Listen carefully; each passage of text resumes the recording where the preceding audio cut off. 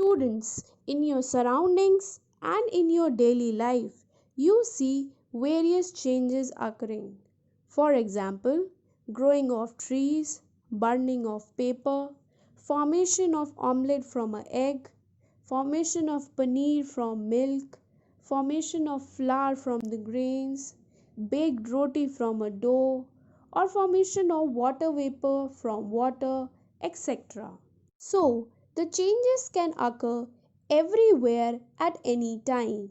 But how would you get to know that change has occurred? Let's take an example for it. For example, you go for a haircut. Your looks get different or changed. From here, we can define change. Change is anything which become different. For example, first it was egg, now it has been converted into an omelette. First it was grains, now it has been converted into flour. That means a change has occurred.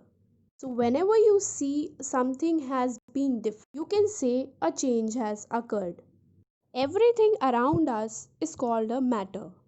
Anything which occupies space and has mass is called a matter. Matter are composed of molecules, and there are three states of matter, that is solid, liquid and gas.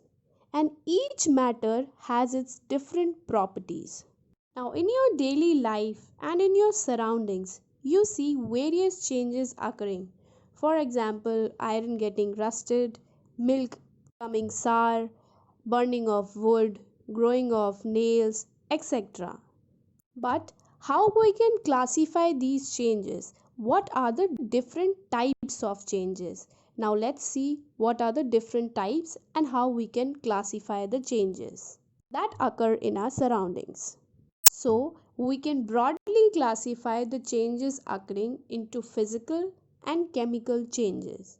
Now let's discuss about physical and chemical changes in detail. In order to understand what are physical changes, we should know about physical properties. Physical property is a characteristic that can be observed or measured without changing its composition. Some of the physical properties of a substance are change in state, change in texture, change in strength, shape, size, color, volume, and even the density of a substance. Now, let's take one more example to understand what are physical properties. Look at the coin in your pocket. It is made up from metal. You can tell it is made from metal because it is shiny and is having a silvery color. So here I have given two description of the coin. That is that it is silvery in color and having texture of a metal. So these are the physical properties of a coin. So physical properties are the properties which can be measured or observed without changing its composition. Now, physical properties are the description of the objects and are determined by the use of five senses. Now, let's study about physical changes. Physical changes are the changes that involve a change in the physical properties of a substance, such as change in state, change in texture, change in shape, size, color, or volume of a substance. So here in the picture you can see various examples of physical changes. For example, crushing a can. When we crush a metal can, its shape changes. So there is a change in the physical property.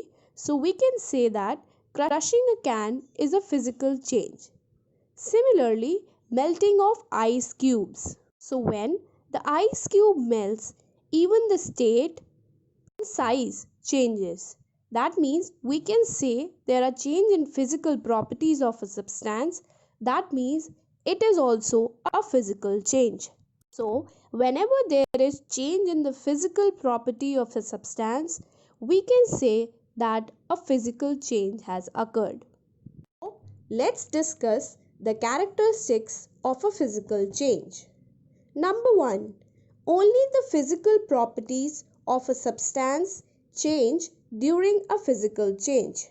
So, as we have studied, if there is any physical change has occurred, only the physical properties like change in state, shape, size and texture of a substance will be changed. Next property, no new substance is formed. Now let's take an example to understand these characteristics. For example, you have some ice cubes and the ice cubes melts to form water. So, if you here see, there is a change in the state from solid to liquid. Ice has been converted into water, but there is no new substance formed. Water first was in the solid form, here it is in the liquid form, but it still remains water. So, here no new substance is formed. So, we can say that it is a physical change. Next characteristic, most of the physical change are reversible. Let's take the same example to understand this characteristic. So, when once the ice cubes has been converted into water, you can again convert that water into ice cubes by keeping it into the refrigerator. This shows that physical change are reversible in nature. Next characteristic, almost all physical change are temporary. So, as we have seen in the above example, melting of ice cube to form water is not a permanent change.